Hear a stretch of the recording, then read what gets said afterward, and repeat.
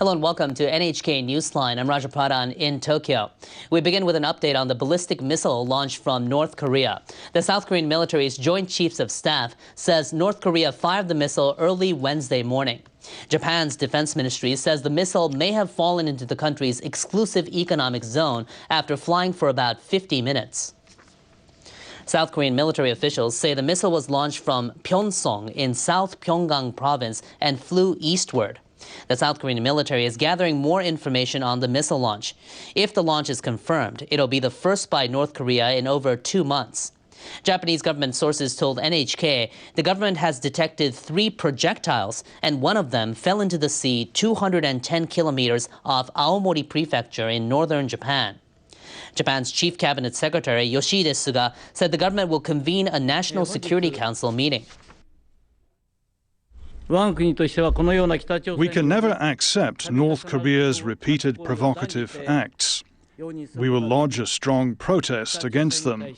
They will never have a bright future if they do not resolve issues such as abductions and nuclear and missile development.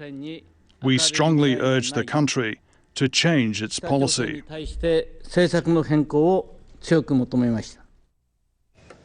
The U.S. and its allies have been on the alert for a response from North Korea after Washington relisted the country as a state sponsor of terrorism.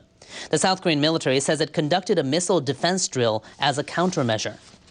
Now, White House spokesperson Sarah Sanders wrote on Twitter that U.S. President Donald Trump was briefed on the situation in North Korea while the missile was still in the air. And we will keep bringing an update on the situation as soon as we get more information. Now, North Korea has continued to accelerate its missile development. Pyongyang has carried out 19 missile launches since January, at faster pace than last year. Recent launches have included the new intermediate-range Hwasong-12. In May, the missile was fired at a steeper angle, known as a lofted trajectory, meaning it flew higher and over a shorter range than usual. 예정된 비행 궤도를 따라 최대 정점 고도 2111.5km까지 상승 비행하여 거리 787km 공해상에 설정된 목표 수역을 정확히 타격했습니다. Just a week later, the North fired a new version of a ballistic missile that had previously been launched from a submarine. Pyongyang also fired a missile with a new precise guidance system. It says the technology allows a shorter launch time. In June, state-run media reported on the successful first test of a new type of surface-to-ship cruise missile.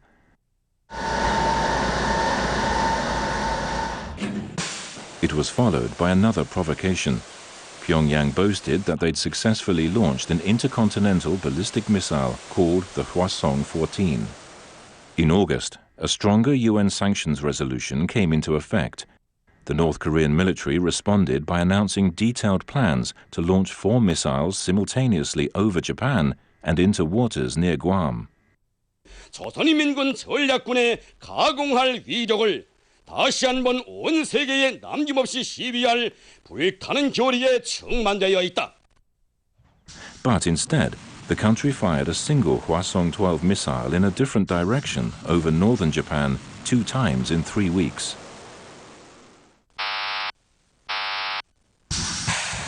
The latest launch flew over 3,700 kilometers.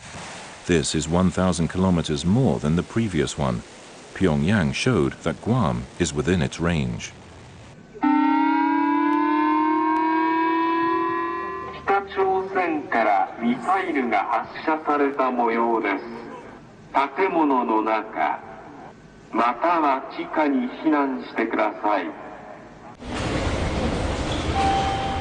People in Japan are increasingly concerned, especially in the northern region.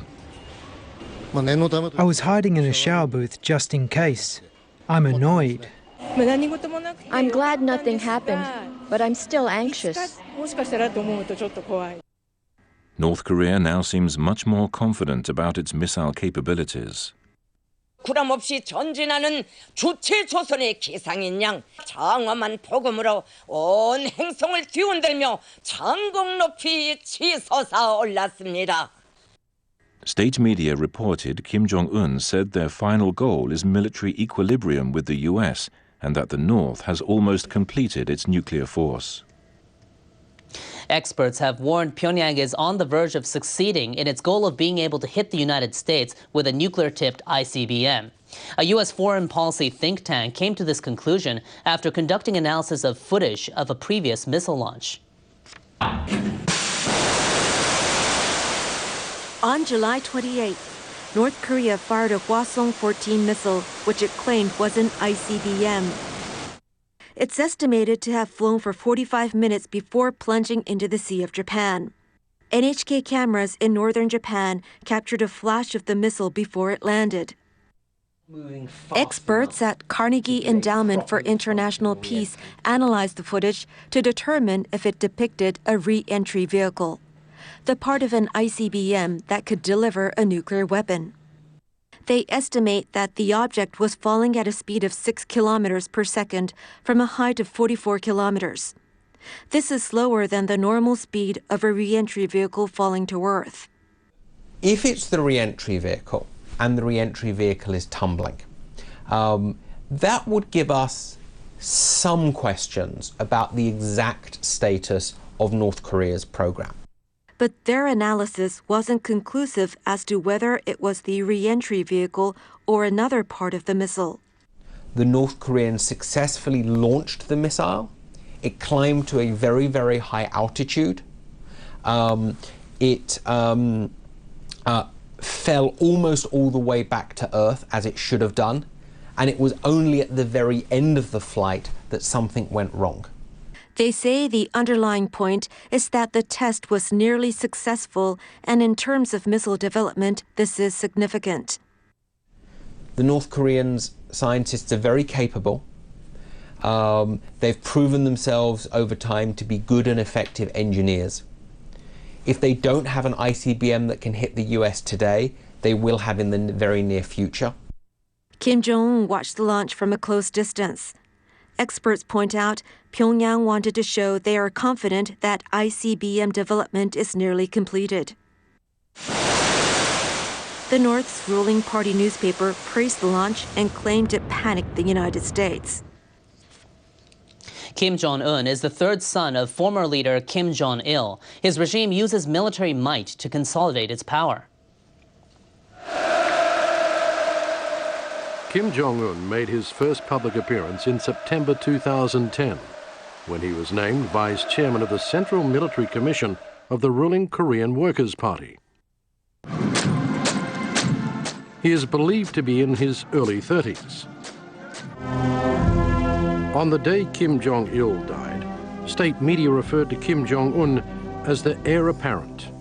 오늘 우리 혁명의 진도에는 주체혁명 위협의 위대한 계승자이시며 우리 당과 군대와 인민의 탁월한 용도자이신 김정은 동지께서 서 계신다. The young leader faced a challenge to cement his power in the party and with the military. In his first public speech, he vowed to follow his father's lead. 사회주의 강성국가 건설 위협을 성과적으로 실현하자면 첫째도 둘째도 셋째도 인민군대를 백방으로 강화해 나가야 합니다. 최후의 승리를 향하여 앞으로. But Kim Jong-un soon reshuffled his aides, some of whom had served for a long time in the previous regime. He shocked observers in 2013 when he ordered the execution of his uncle and mentor, Chang Song-taek. 개만도 못한 추악한 인간 쓰레기 장성택은 당과 수령으로부터 받아하는 하늘 같은 믿음과 뜨거운 육친적 사랑을 배신하고 천인공노할 반역 행위를 감행하였다. Chang was believed to be one of Pyongyang's highest-ranking officials. He had a key role reforming the country's economy and attracting foreign capital. The state media accused Chang of trying to wrest control in a military coup. But it has been reported that Kim Jong-un was fearful of his uncle's power and influence. Meanwhile, Kim Jong-un ordered the construction of high-rise apartments and amusement facilities in the capital. Observers say he aims to create a popular image. He reportedly models his appearance on his grandfather, Kim Il-sung, reminding people of the country's founder, who is still admired. Kim Jong-un took on a new title last year, chairman of the Korean Workers' Party Congress. 인민을 위하여 충실히 복무할 것이며 조국의 부강번영과 인민의 행복을 위하여 끝까지 투쟁해 나갈 것입니다. Pyongyang allowed foreign media to cover the event and observe a parade. It's seen as an effort to show off the regime's firm hold on power.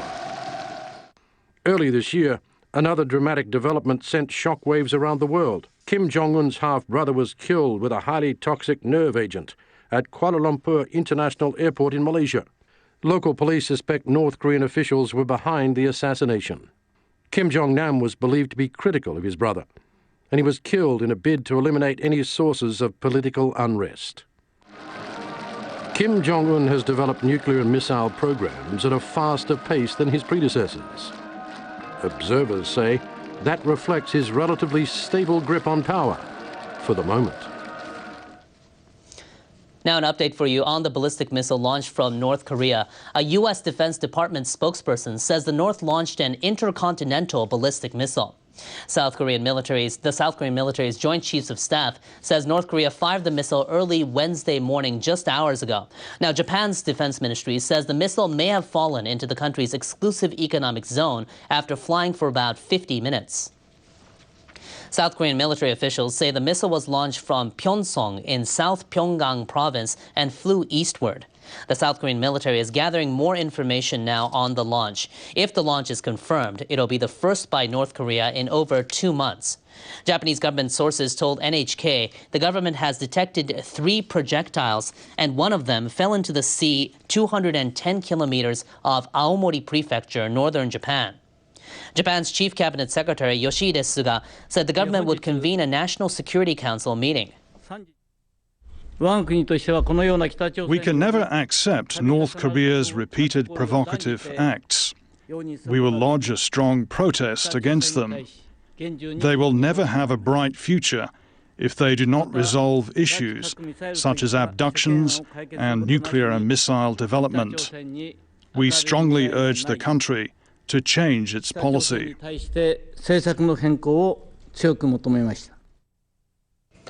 The United States and its allies have been on the alert for a response from the North after Washington relisted the country as a state sponsor of terrorism.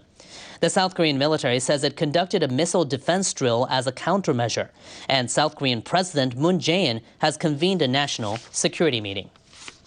South Korea's unification minister says North Korea may announce next year it's completed the development of intercontinental ballistic missiles capable of carrying nuclear warheads and reaching the U.S. mainland. The North will mark the 70th anniversary of its foundation in 2018. Experts think North Korea needs 2 to 3 more years to make warheads that can re-enter the atmosphere, but the pace of developing their nuclear capabilities is faster than had been expected. Cho suggested sanctions should be intensified to prevent Pyongyang from obtaining missile technology. But he said sanctions and pressure alone will not be enough to persuade the North to give up its nuclear ambitions. He emphasized the importance of dialogue and warned the lack of communication channels between the two Koreas could lead to an accidental war.